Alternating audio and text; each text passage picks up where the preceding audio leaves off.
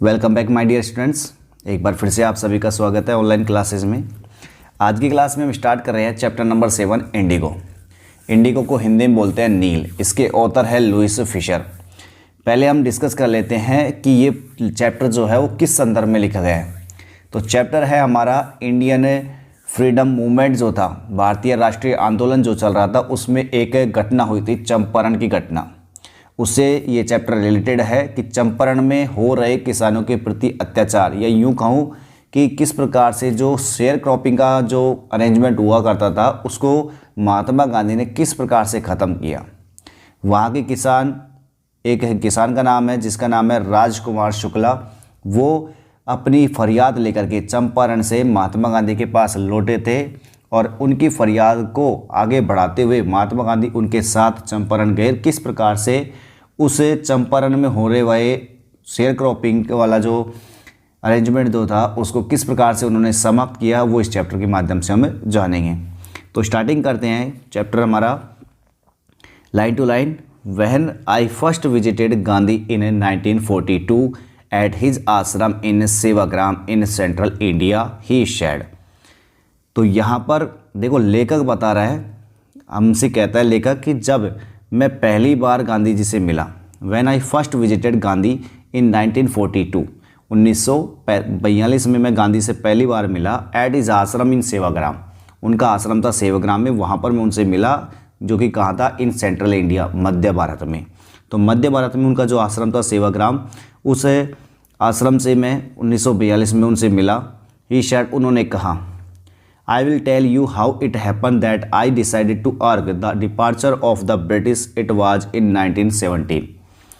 तो गांधी जी ने उनसे कहा था कि I will tell you, मैं आपको बताऊंगा, how it happened, कि ऐसा कैसे हुआ, that कि I decided to urge the departure of the British, कि मैंने ब्रिटिश जो शासन था उसके प्रस्थान करने को कैसे निश्चित कर लिया था। ये सब कुछ कैसे हुआ। इट वाज इन 1917, कब की बात है, 1917। तो 1917 में मैंने निश्चय कर लिया ब्रिटिश रूल जो था उसको डिपार्चर होना है। तो मैंने कब निश्चय किया, कैसे निश्चय किया, मैं इस बारे में बताता हूँ। He had gone to the December 1916 annual convention of the Indian National Congress party in Lucknow. There were 2031 delegates and many visitors. अब देखो बात चल रही है भारतीय राष्ट्रीय कांग्रेस के सम्मेलन की। इंडियन नेशनल कांग्रेस, भारतीय राष्ट्रीय कांग्रेस, हमारी जो पार्टी है अभी कांग्रेस की पार्टी, वही पार्टी है यूँ की यूँ इंडियन नेशनल कांग्रेस। इसकी स्थापना हो चुकी थी 1885 में A.O. ह्यूम के द्वारा। और इनका क्या हुआ करता था, प्रत्येक साल दिसंबर के अंत में इनका एक सम्मेलन हुआ करता था। उस सम्मेलन में कौन कौन सी जैसे नई नई जो समस्या आ रही थी उस दौरान, तो उनके बारे में चर्चा की जा रही थी। तो ये बात चल रही है 1916 के सम्मेलन की। तो भारतीय राष्ट्रीय कांग्रेस का 1916 का जो सम्मेलन चल रहा था, कहाँ पर चल रहा था, ये 1916 का चल रहा था लखनऊ में।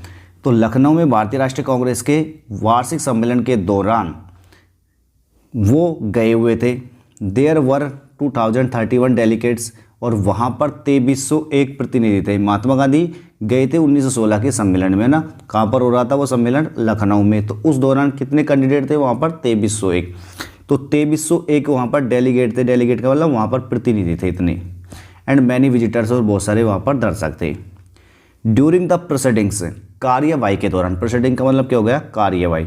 जब वहाँ पर सम्मेलन की कार्यवाही चल रही थी तो कार्यवाही के दौरान गांधी रिकाउंटेड, गांधी ने सुनाया, गांधी ने बताया, गांधी कहते हैं उस समय पर क्या क्या उन्होंने उस सम्मेलन के दौरान, कि a peasant came up to me looking like any other peasant in India, कि एक जो किसान था, केम अप, मेरे पास में आया, लुकिंग दिख रहा था, like any other peasants in India, Bharat में जो अन्य किसान हैं उनकी तरह ही वो भी मेरे को दिख रहा था।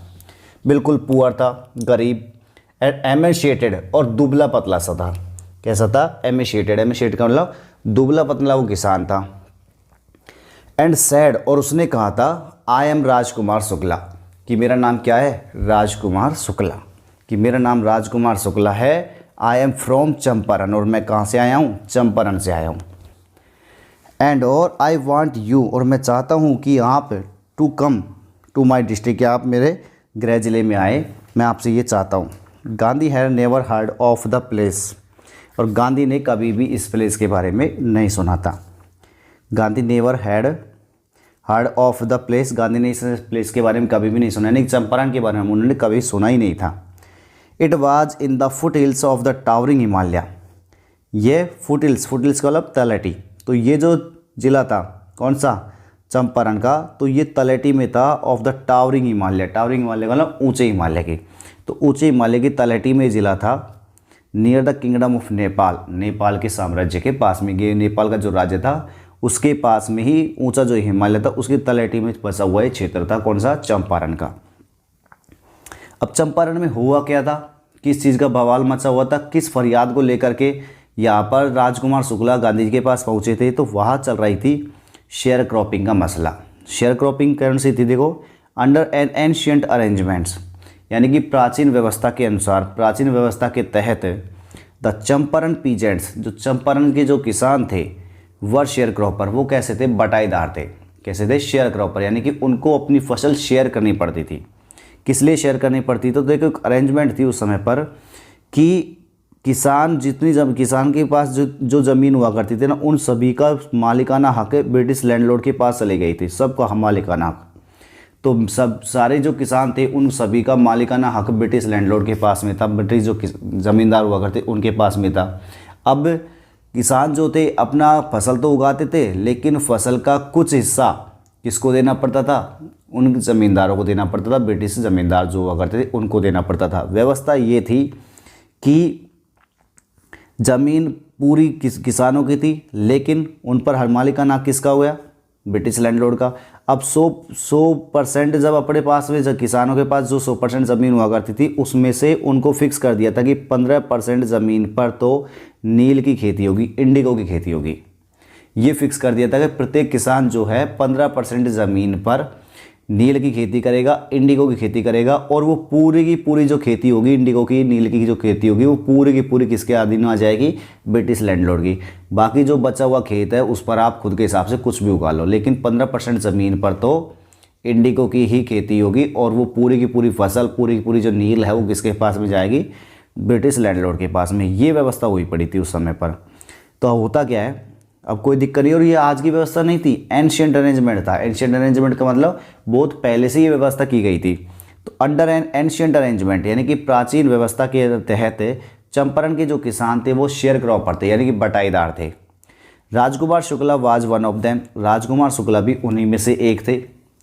ही was illiterate and but resolute. अब वो जो राजकुमार शुक्ला थे वो इलिटरेट तो थे, यानी कि अनपढ़ थे, और रिजोल्यूट का मतलब होता है दृढ़ संकल्पित है। अनपढ़ तो थे, लेकिन वो कैसे थे, दृढ़ संकल्पित थे, उन्होंने संकल्प कर रखा था इस चीज़ का, दृढ़ संकल्पित थे वो। He had come to the Congress session, वो कांग्रेस सेशन में गए हुए थे, आए हुए थे टू कंप्लेन, किसके लिए आए थे, वो कंप्लेन करने के लिए, यानी शिकायत करने के लिए वो कांग्रेस सेशन में आए हुए थे।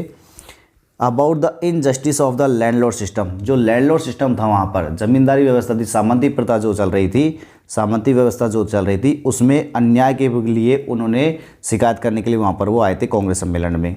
इन बिहार, कहाँ पर सामंती व्यवस्था, बिहार में, यानी कि पटना, और इसके अलावा जो ये है अपना कौन सा चंपारण, ये सब किस में थे, बिहार में थे। तो बिहार में जो सामंती व्यवस्था थी उसके में अन्याय के प्रति ये शिकायत करने के लिए वहाँ पर पहुँचे थे।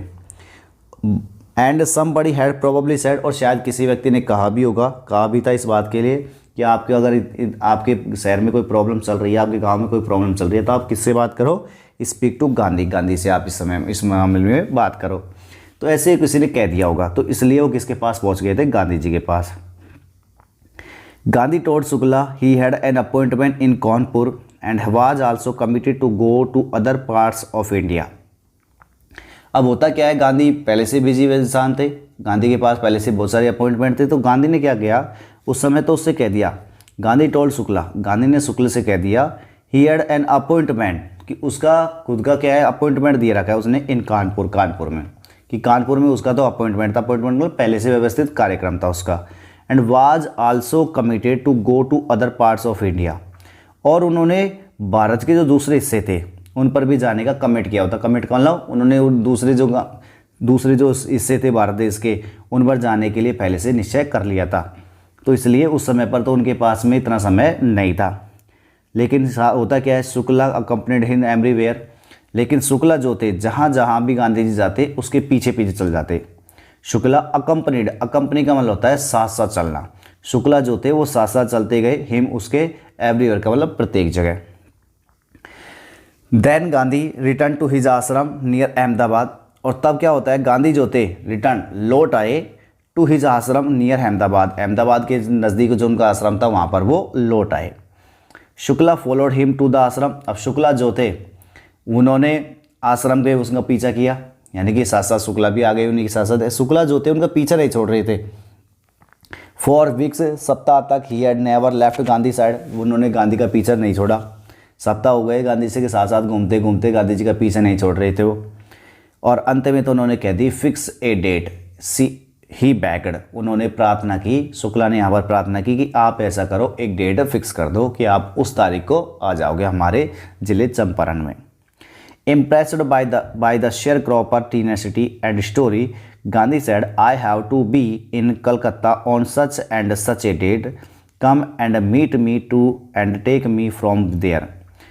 तो impressed by the sharecropper tenacity, यानी कि जो tenacity का मतलब हो गया दृढ़ संकल्प। तो जो बटाईदार था, बटाईदार कौन है उस समय पर, वो किसान, कौन, राजकुमार शुक्ला। तो राजकुमार शुक्ला की टीनेसिटी देखकर, टीनेसिटी मतलब उसका दृढ़ निश्चय देख करके, उसकी कहानी को सुन करके प्रभावित होकर, इम्प्रेस्ड मतलब प्रभावित होकर, तो राजकुमार शुक्ला का दृढ़ निश्चय और कहानी से प्रभावित होकर के गांधी ने कहा, I have to be in Calcutta, मैं कलकत्ता में होऊंगा, I have to be in Calcutta, मैं कलकत्ता में होऊंगा, on such and such date, इसका मतलब फला फला तारीख को मैं कलकत्ता में आऊँगा। उसने बता दिया कि भाई मैं इस डेट को मैं कलकत्ता में आऊँगा, कम आना, एंड मीट मी और मुझसे मिलना, and take me from there, और फिर मुझे वहाँ कलकत्ता से ले जाना, यानी कि वहाँ आ जाना कलकत्ता में और वहाँ से मेरे को ले जाना। ठीक है, उसने डेट दे दी। अब मंथ्स पास्ड, महीने गुजर गए। Shukla was sitting on his on chase, Shukla जो थे अपने ऑन चेज पर बैठा हुआ था, ऑन चेज का मतलब पीछे का जो हिस्सा था उस पर बैठा हुआ था, टिका करके। एट द अपॉइंटमेंट स्पॉट, कहाँ पर नियुक्त किया गया जो जगह थी वहाँ पर वो बैठा हुआ था, इन कलकत्ता, कलकत्ता में। तो कलकत्ता में वो पहले से बैठा हुआ था, उसको पता था गांधी जी आज इस तारीख को आने वाले हैं, तो पहले से वो तैयार था, जहाँ पर पहले फिक्स किया हुआ था उस जगह पर ही। वैन गांधी जी अराइव्ड, और गांधी जी वहाँ पर पहुँचे। ही वेटेड, वो इंतज़ार करता रहा, टिल गांधी वाज फ्री, कि जब तक कि गांधी फ्री होते, जब तक कि गांधी फ्री होते तब तक वो इंतज़ार करता रहा। Then the two of them boarded a train for the city of Patna in Bihar, तब क्या होता है, वे दोनों के दोनों, द टू ऑफ देम, कौन कौन, महात्मा गांधी और राजकुमार शुक्ल, दोनों बोर्डेड, चढ़ गए, किसमें, ए ट्रेन, एक ट्रेन में, for the city of Patna, Patna शहर के लिए चले गए, इन बिहार, बिहार में, तो बिहार में पटना शहर के लिए वो चल दिए। There Shukla led him to the house of a lawyer named Rajendra Prasad, और फिर वहाँ पर क्या होता है, वो पटना तो चले गए, ट्रेन में चढ़कर पटना चले गए। There Shukla led him to the house of a lawyer, वहाँ पर क्या होता है, शुक्ला जो थे वो उनको एक वकील के घर पर लेकर के गए। There Shukla led him to the house of a lawyer, lawyer का मतलब वकील के घर पर लेके गए, जिसका नाम था राजेंद्र प्रसाद। अब आपको पता होगा राजेंद्र प्रसाद कौन थे, भारत के पहले राष्ट्रपति थे Rajendra Prasad, who letter become, जो बाद में बन गए थे president of the Congress party, Congress party से प्रेसिडेंट बने थे और पहले प्रेसिडेंट बने थे ऑफ इंडिया, भारत के। Rajendra Prasad was out of town, लेकिन राजेंद्र प्रसाद उस समय पर आउट ऑफ टाउन थे, यानी कि कस्बे से बाहर थे। राजेंद्र प्रसाद के पास लेकर तो गए राजकुमार शुक्ला महात्मा गांधी को, उससे पहले राजेंद्र प्रसाद से महात्मा गांधी की भेंट नहीं हुई थी, तो राजकुमार शुक्ला जो थे महात्मा गांधी को राजेंद्र प्रसाद के घर पर लेके गए थे, लेकिन राजेंद्र प्रसाद घर पर नहीं थे। बट द सर्वेंट्स न्यू, लेकिन राजेंद्र प्रसाद के जो नौकर थे वो जानते थे शुक्ला एज ए पुअर योमैन, कि शुक्ला जो था किसकी तरह था, एक पुअर योमैन, पुअर का मतलब गरीब और योमैन का मतलब किसान, तो गरीब जो किसान था उसको जानते थे कि शुक्ला को जानते थे, वो उसके जो सर्वेंट जो थे वो जानते थे कि ये गरीब किसान था। हु पेस्टर्ड, जो तंग किया करता था, परेशान किया करता था, पेस्टर का मतलब होता है तंग करना या परेशान करना, जो पेस्टर्ड किया करता था देयर मास्टर, उनके मालिक को, यानी कि राजेंद्र प्रसाद को, कि वो जानते थे कि जो राजकुमार शुक्ला थे वो गरीब किसान थे और राजेंद्र प्रसाद को तंग किया करते थे, किस मामले में, टू हेल्प द इंडिगो शेयरक्रॉपर, यानी कि कोई नील की जो बटाईदारी थी उसमें मदद करने के लिए उनको तंग किया करते थे, बार बार उनके पास में जाया करते थे, क्योंकि पेशे से वो वकील थे राजेंद्र प्रसाद, तो इसलिए वो वकील के पास जाया करते थे। Stay on the ground with his companion Gandhi whom they took to be another peasant. इसलिए उन लोगों ने क्या किया, they led him stay on the grounds, उन्होंने उन दोनों को ज़मीन पर ही लेटा दिया, ज़मीन पर ही ठहरा दिया। विद हिज कंपेनियन, उसके साथी के साथ में, यानी किसो, इसलिए दे लेड हिम, उसने यानी उन्होंने, उन नौकरों ने जो बेचारा जो गरीब किसान था उसको ठहरा दिया ऑन द ग्राउंड, ज़मीन पर, विद हिज कंपेनियन, अपने साथी के साथ। उसका जो साथी था कौन था, वो गांधी।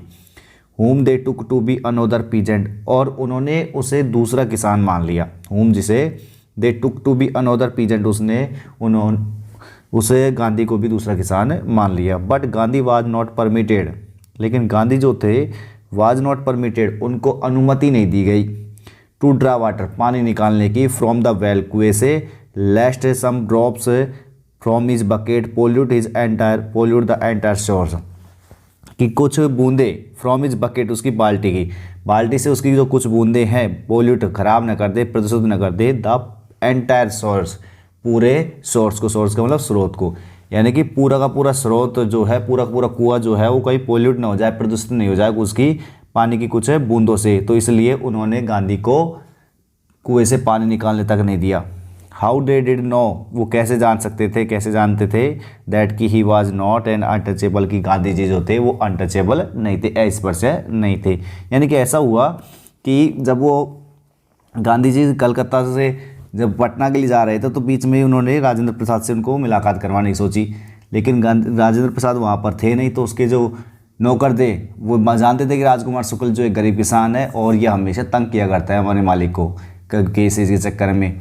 तो इस वजह से उसने क्या किया, उन नौकरों ने उनको बाहर ही ठहरा दिया। उनको पता नहीं था गांधी जी बड़े आदमी थे वो, क्योंकि गांधी जी भी उसी के साथ गए तो उन्होंने सोचा कि वो भी छोटे ही व्यक्ति हैं, तो इसलिए ना तो उन्होंने उसको कुएं से पानी निकालने दिया, ना उनको पानी पीने तक दिया, और उसको बाहर ही ठहराया। तो इस प्रकार से उन्होंने उनकी आवभगत की। फिर आगे बढ़ते हैं। Gandhi decided to go first to Muzaffar which was en route to Champaran to obtain more information about the conditions than Shukla was capable of imparting। अब क्या होता है, गांधी जी ने निश्चय कर लिया कहाँ जाने का, पहले मुजफ्फरपुर जाने का, यानी कि चंपारण जाने से पहले उन्होंने मुजफ्फर जाने का निश्चय कर लिया। Which was en route to Champaran, जो चंपारण के रास्ते में ही था। टू ऑब्टेन मोर इन्फॉर्मेशन, किस लिए जाने के निश्चय किया था, ऑब्टेन मोर इन्फॉर्मेशन, यानी कि ज़्यादा सूचना निकालने के लिए, अबाउट द कंडीशंस, स्थिति के बारे में। Then Shukla was capable of imparting, जिसे शुक्ला जो थे वो प्रदान करने में कैसे थे, कैपेबल करना समर्थ थे। यानी कि जिन सूचनाओं को शुक्ला नहीं दे पा रहे थे तो उन सूचनाओं को निकालने के लिए उन्होंने मुजफ्फर जाने का निश्चय कर लिया, जो कि चंपारण के रास्ते में ही था। He accordingly sent a telegram to professor J B. Kripalani of the arts college in Muzaffarpur. और उन्होंने क्या किया इसके लिए कि जो प्रोफेसर जे.बी. कृपलानी थे, कहाँ के प्रोफेसर थे, मुजफ्फरपुर में जो आर्ट्स कॉलेज थी उनके प्रोफेसर जे.बी. कृपलानी को उन्होंने टेलीग्राम पहले ही कर दिया था। whom he had seen at Tagore Shanti Niketan school, और जे.बी. कृपलानी जो थे उनको महात्मा गांधी ने टैगोर शांति निकेतन स्कूल में देखा था। यानी कि उनकी मुलाकात जो थी वो कहाँ पर हुई थी, टैगोर शांति निकेतन स्कूल जो थी, टैगोर की शांति निकेतन स्कूल, वहाँ पर इन दोनों की मुलाकात हुई थी। और वे बाद में आर्ट्स कॉलेज के, मुजफ्फर में आर्ट्स कॉलेज के प्रोफेसर बन गए थे जे.बी. कृपलानी। तो उन्होंने उनके लिए तार लिख दिया, पहले टेलीग्राम कर दिया। The train arrived at midnight, अब जो ट्रेन जो थी वो लगभग अर्धरात्रि को वहाँ पर पहुँच गई। 15 अप्रैल 1917 को Kripalani was waiting at the station, Kripalani जो थे वो इंतज़ार कर रहे थे एट द स्टेशन पर with a large body of student, बहुत सारे विद्यार्थियों के साथ कृपलानी जो थे वो पहले से तैयार थे वहाँ पर स्टेशन पर। Gandhi stayed there for 2 days, Gandhi ji वहाँ पर 2 दिन तक रुके। In the home of professor Malkani, कहाँ पर रुके, मलकानी, प्रोफेसर मलकानी के घर पर। देखो स्टेशन पर लेने के लिए कौन गया, जे.बी. कृपलानी, वो तो था arts college, Muzaffar arts college के प्रोफेसर थे। जबकि किसके घर पर ठहरे गांधी जी, प्रोफेसर मलकानी के घर पर। और प्रोफेसर मलकानी जो थे a teacher in A government school, वो सरकारी स्कूल में टीचर थे। अब इम्पोर्टेंट बात ये है कि वो सरकारी स्कूल में टीचर थे। कौन, मलकानी साहब। अब मलकानी साहब जब गवर्नमेंट स्कूल में टीचर थे तो किसको ठहरा रहे हैं यहाँ पर, गांधी जी को, जो कि गांधी जो थे एक होम रूल की मांग करने वाले थे, यानी स्वदेशी की जो मांग करने वाले थे। इसलिए किसी भी स्वदेश की मांग करने वाले को एक ब्रिटिश जो गवर्नमेंट थी उसका अधिकारी, यूँ कहें उनका टीचर जो था, अगर वो शरण देता है तो एक अनएक्स्ट्राऑर्डिनरी बात हो गई थी वहाँ पर। कैसे? It was an extraordinary thing in those days Gandhi commented for a government professor to harbour a man like me in smaller localities. The Indians were afraid to show sympathy for advocates of home rule। कि गांधी जी कहते हैं आगे इसमें कि it was an extraordinary thing, ये बहुत असाधारण बात थी। एक्स्ट्राऑर्डिनरी का मतलब क्या हो गया? असाधारण। तो ये एक असाधारण बात थी। किस बात की असाधारण हो गई? क्योंकि देखो जे.बी. कृपलानी जो थे उन्होंने तो चलो कोई बात नहीं, उन्होंने तो उसको घर पर ठहराया, ठीक है, लेकिन उन्होंने केवल स्टेशन पर रुके, और जबकि उन्होंने उसके बाद में मलकानी को वहाँ पर भेज दिया, यानी कि मलकानी के घर पर रुके महात्मा गांधी 2 दिन तक। अब महात्मा गांधी 2 दिन तक मलकानी के घर पर रुक रहे हैं। मलकानी जो है वो एक गवर्नमेंट टीचर है, और गवर्नमेंट किसकी है? ब्रिटिश की है। तो मतलब ब्रिटिश गवर्नमेंट होने पर ब्रिटिश का एक तरीके से कह सकते हैं उन्हीं का एम्प्लॉय के घर पर रुकना, ये एक एक्स्ट्रा ऑर्डिनरी बात हो गई थी। तो ये it was an extra ordinary thing in those days, उन दिनों में ये क्या थी? एक एक्स्ट्रा ऑर्डिनरी बात थी, असाधारण बात थी कि एक गवर्नमेंट स्कूल का जो टीचर था फॉर एक गवर्नमेंट प्रोफेसर, कि एक गवर्नमेंट प्रोफेसर जो था to harbour a man like me, मेरे जैसे आदमी को हार्बर दे रहा था। हार्बर का मतलब शरण दे रहा था। तो मेरे जैसे एक आदमी को गवर्नमेंट जो प्रोफेसर था वो शरण दे रहा था उस छोटे से कस्बे में, छोटे से स्थानीय क्षेत्र में, जहाँ पर Indians were afraid to show sympathy for advocates of home rule, कि जहाँ पर जो भारतीय लोग थे वो होम रूल की मांग करने के प्रति संपैथी दिखाने में भी डरते थे। उस जगह पर जो कृपलानी जो थे उन्होंने मुझे शरण दी। तो एक तरीके से क्या बात हो गई? असाधारण बात। इन स्मॉलर लोकेलिटी, छोटे क्षेत्रों में, द इंडियंस वर अफ्रेड, जो भारतीय जो लोग थे वर अफ्रेड, वो डरा करते थे, टू शो सिंपैथी दिखाने के लिए, for advocates of home rule की वकालत करने वाले व्यक्तियों के लिए। तो होम रूल की जो वकालत करने वाले लोग होते हैं, होम रूल के जो समर्थक थे, यानी कि स्वशासन के जो समर्थक थे, उनके लिए सहानुभूति दिखाने के लिए लोग जो थे वो डरा करते थे। तो उस समय पर मेरे जैसे व्यक्ति को उसने अपने घर पर शरण दी। तो ये क्या थी? एक एक्स्ट्रा ऑर्डिनरी बात थी। The news of the Gandhi advent and of the nature of his mission spread quickly through Muzaffarpur and to Champaran. Sharecroppers were Champaran began to arriving on foot and by conveyance to see their champion. Muzaffarpur lawyers called on Gandhi to brief him. They frequently represented peasant group in court. They told him about their cases and reported the size of their fee. The news of Gandhi advent, जो गांधी जी के आगमन का जो समाचार था, advent का मतलब क्या हो गया? आगमन।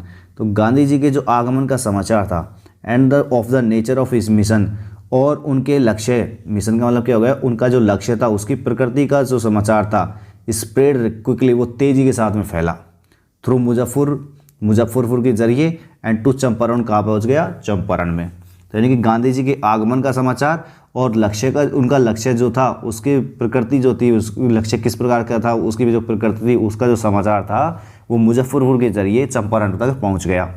Share croppers from Champaran. अब जो चंपारण के जो शेयर क्रॉपर थे, शेयर क्रॉपर मतलब बटाईदार, क्योंकि अब शेयर क्रॉपर ही लिखा जा रहा है, किसान नहीं लिख रहे उसको डायरेक्ट।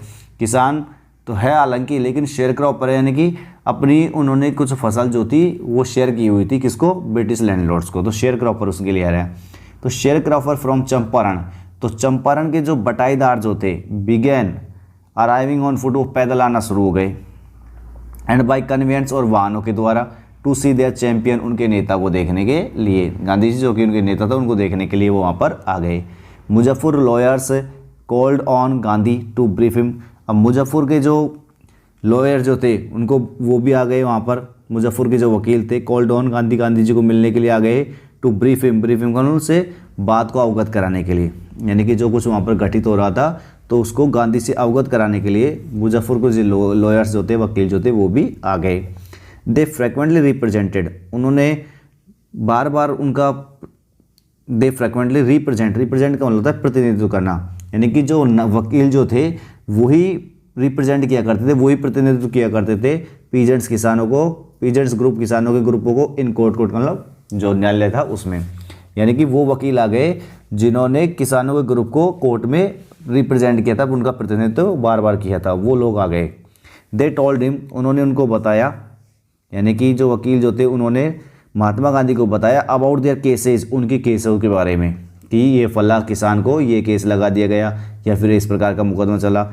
एंड रिपोर्टेड, और उन्होंने ये भी बता दिया, reported the size of their fee, यानी कि वो इस केस के लिए इतनी फीस वसूला करते थे तो उनका उन्होंने साइज भी बता दिया, मोटी कम ज़्यादा जो भी साइज हुआ करता था, यानी फीस इतनी लिया करते थे, उसके बारे में भी उन्होंने महात्मा गांधी को अवगत करा दी कि हमने इस मुकदमे के लिए इतना चार्ज वसूलते हैं।